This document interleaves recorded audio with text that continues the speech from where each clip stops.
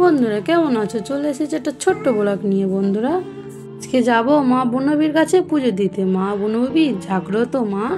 প্রথমে বাড়ি গোপালকে পুজো দিয়ে দিলাম, তারপরে আমি একটু রেডি হয়ে গেলাম। যাওয়ার পথে রাস্তাতে দোকান ছিল, আমি মিষ্টিটা কিনে নিলাম, ধূপ নিলাম, আবার মোমবাতি সব নিয়ে নিয়েছি গুছিয়ে। তারপরে আমি চাবিটাও চেয়ে নিয়েছিলাম। তালাটা আমি ঝটপট করে খুলে নিলাম, নিয়ে পাশে দাঁড়িয়েছিল। তালাটা খুলে নিই, তারপরে তোমাদেরকে দেখাচ্ছি মা বনবেবীকে। মা বনবেবী জাগ্রত মা। এখানে সবাই আসে। এখানে অগ্রহায়ণ মাসের 5 তারিখে ভীষণ বড় পুজো হয়। 3 দিন ধরে মা বনবেবীর হাজত দেওয়া হয়, 5 দিন ধরে মেলা হয়। তোমরা সবাই আসবে, এসে ঘুরে যাবে। তো চলে এসেছি, দেখতে পাচ্ছ কত মানসিকে ঠাকুর আছে। যত যা মানসিক করেছিল সবাই মাকে দিয়ে গেছে। আর ঘরের ভেতরে বন্ধুরা, তারপরে ঘরের ভেতরে দেখো স্বয়ং মা আর মায়ের ভাই বসে আছে, স্বয়ং মা বনবেবী। মায়ের ভাইয়ের নামটা আমি জানি না, অবশ্য ভুলে গেছি, কিন্তু মা আর 2 ভাই বোনে আছে।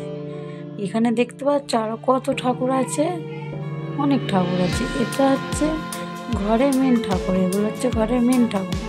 আর ফাঁকা ওগুলো যারা মানসিক করেছে তারা দিয়ে গেছিল।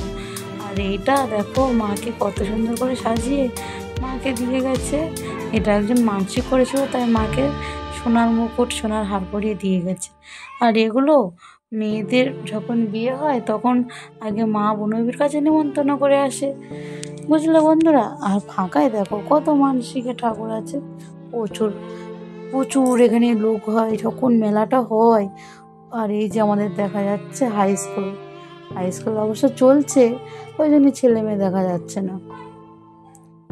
আর এইটা দেখো, এটা হচ্ছে আমাদের হাট বলি, হাট খোলা বলি। এখানে আমরা আসি, বাজার করতে আসি, বা একটা কিছু কিনতে গেলে এখানে আসি, ঠিক আছে।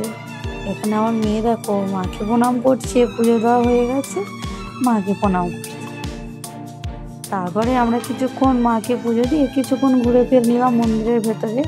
মন্দিরটা আমার পুরো দেখানো হয়নি, তবে শুধু আমি ঠাকুরগুলোই দেখিয়েছি। মন্দিরটাও খুব সুন্দর, পরে অন্য কোনো ভিডিওতে দেখাবো। দেখো আমার মেয়ে শুধু বাঘগুলোর গালেতে হাত দিচ্ছে আর শুধু বলছে মা বাঘ কামড়ায়, মা বাঘ কামড়ায়। দেখো প্রত্যেকটা ঠাকুর গুনছে, হাত দিচ্ছে, একলা একটা বক বক করছে। আর এখানে দেখো পুজো হয়ে গেছে, বাড়ি চলে যাব। মার হাতে মিষ্টি দিলাম, মায়ের ভাইয়ের হাতে, বাবার হাতে মিষ্টি দিলাম, সবার হাতে হাতে মিষ্টি দিলাম। গোপাল ছিল, গোপালের হাতে একটু মিষ্টি দিলাম, যেহেতু বাড়িও গোপাল আছে আমার। সবার হাতে মিষ্টি দিয়ে মাকে প্রণাম করে ভালো করে বলে আমি চলে এলাম।